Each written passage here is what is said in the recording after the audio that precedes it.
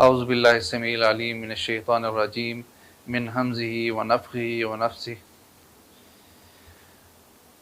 اس وقت دور حاضر میں جو پریشانی کی سب سے بڑی وجہ کیا ہے؟ رزق میں تنگی،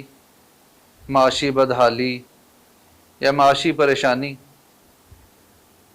تو اس پریشانی میں سے نکلنے کے لیے ہم جو جتن کرتے ہیں، اس کے جو ہم حل تلاش کرنے کی کوشش کرتے ہیں، وہ سب عارضی ہیں۔ اس کا تو اس طرح سے لگتا ہے کہ جیسے آپ کو ایک راستہ بتا دیا گیا ہے، آپ کو ایک راستہ پتہ ہے کہ آپ اس راستے پہ چلیں گے تو آپ کی یہ مشکل آسان ہو جائے گی یا آپ اپنی منزل مقصود تک پہنچ جائیں گے، لیکن ہم کہتے ہیں کہ نہیں، ہم تھوڑا سا دوسرا راستہ اختیار کر کے دیکھتے ہیں، اور دن بہ دن ہماری یہ فکر بڑھتی جا رہی ہے۔ اور اس فکر سے چھٹکارے کے لیے اللہ تعالیٰ نے بارہا کہہ دیا، اور اللہ تعالیٰ نے شکر کرنے پہ زیادہ دینے کا وعدہ کیا، نہ کہ فکر کرنے پہ زیادہ دینے کا وعدہ کیا۔ اللہ تعالیٰ نے خود ہی تو کہا کہ لَإِن شَكَرْتُمْ لَأَزِيدَنَّكُمْ وَلَإِن كَفَرْتُمْ إِنَّ عَذَابِي لَشَدِيدٌ۔ اللہ تعالیٰ سمپل آپ کو بتا رہے ہیں کہ اگر آپ شکر کریں گے تو میں آپ کو زیادہ دوں گا، اور اگر آپ شکر نہیں کرتے تو اللہ تعالیٰ کی ذات پہ کوئی فرق نہیں ہے۔ اللہ تعالیٰ نے بالکل کلین ایک بتا دیا ہے کہ اگر کفر کرو گے تو میرا عذاب شدید ہے۔ اور کفر تو بندہ تب کرے، یا کفر بندہ وہ کرے کہ جب آپ کے پاس شکر کے مواقع ختم ہو گئے ہیں۔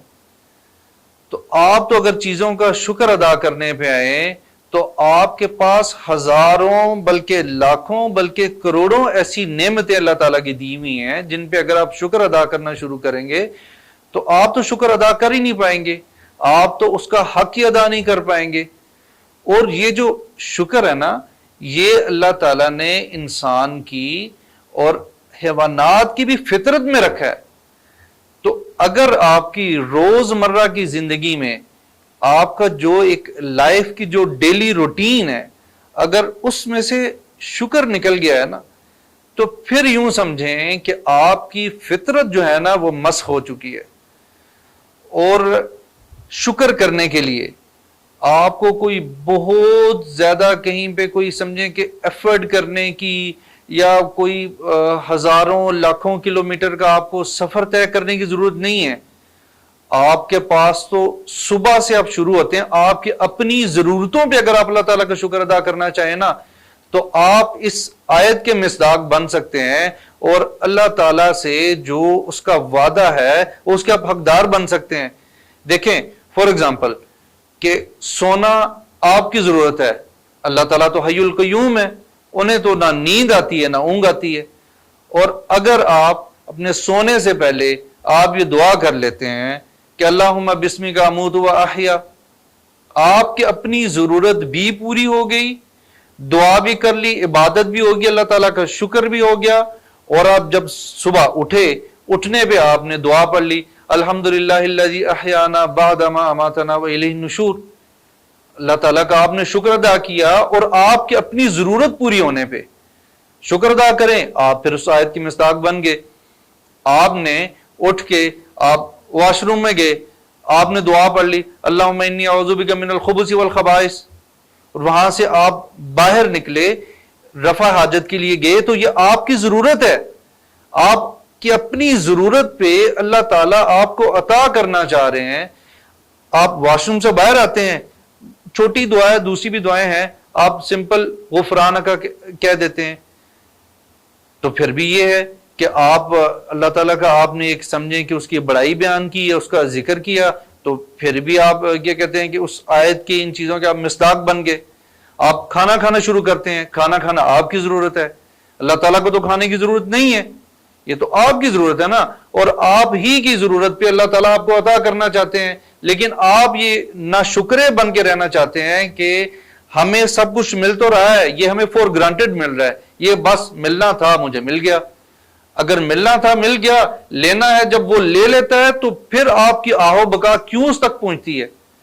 پھر آپ اس کے آگے کیوں گڑ گڑاتے ہیں کہ جی میرے سے یہ چیز چلی گئی؟ تو وہ بھی تو آپ کے مقدر میں ہے نا۔ جب آپ کو کچھ مل رہا ہوتا ہے، یہ سورہ فجر میں اسی لیے ہے نا کہ انسان پہ جب کوئی اکرام ہوتا ہے نا تو پھر انسان کہتا ہے جی ہاں جی میں بھی اس کا حقدار تھا، لیکن جب اس سے وہ اکرام چھن جاتا ہے یا تھوڑے وقت کے لیے لے لیا جاتا ہے، پھر وہ ہائے ہائے کرنا شروع کر دیتا ہے، میرے لیے تو بربادی ہوگی، میری تو دنیا ختم ہوگی۔ خیر ہم واپس آتے ہیں وہاں پہ۔ تو اپنی روٹین میں آپ پانی کا ایک گلاس پیتے ہیں، پینے کے بعد آپ اس کو الحمدللہ کہتے ہیں، آپ کی اپنی ضرورت پوری ہوئی، آپ نے اللہ کا شکر ادا کیا، آپ پھر اس آیت کے مصداق بن گئے۔